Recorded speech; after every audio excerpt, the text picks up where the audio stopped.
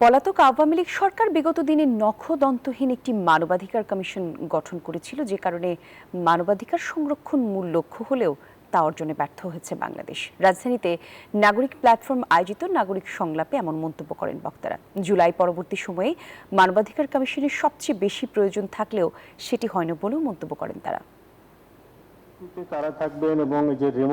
Bangladesh reform ওয়াচের উদ্যোগে খসড়া জাতীয় মানবাধিকার কমিশন অধ্যাদেশ 2025 শীর্ষক নাগরিক সংলাপের আয়োজন করে নাগরিক প্ল্যাটফর্ম।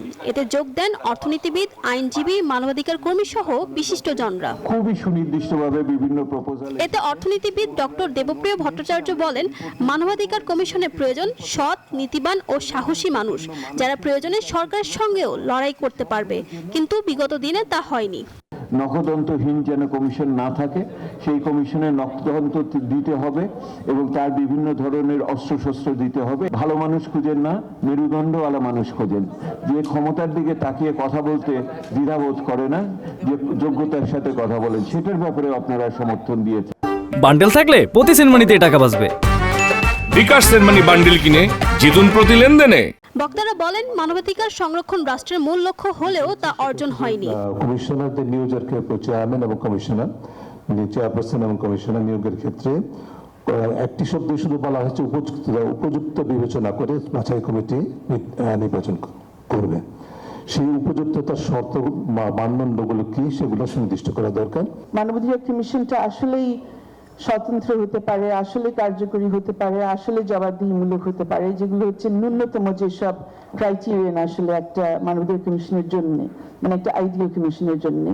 আলোচকরা বলেন, জুলাই পরবর্তী সময়ে মানবাধিকার কমিশনের সবচেয়ে বেশি প্রয়োজন ছিল, কিন্তু সেটাও হয়নি। এখনো অদৃশ্য কোনো চাপ রয়ে গেছে বলে অভিযোগ তাদের। এই মানবাধিকার লঙ্ঘনগুলোর সাথে কারা জড়িত ছিল বা তাদের এগেইনস্টে কি অ্যাকশন নেওয়া দরকার, সেটা করা সম্ভব হয়নি। No man-made law is foolproof. There will always be some mistakes, some errors in the man-made law. But nonetheless, we should strive hard to make the draft ordinance flawless as far as practicable. অনুষ্ঠানে মানবাধিকার কমিশনকে নির্ভরযোগ্য অনুসন্ধানী ক্ষমতা প্রয়োগ এবং ভুক্তভোগী সংখ্যালঘুদের সুরক্ষায় বাস্তব পদক্ষেপ নেওয়ার বিষয়ে প্রস্তাব তুলে ধরেন বক্তারা। বিশেষ রাজনৈতিক ফারজানা রিয়া, নিউজ 24, ঢাকা।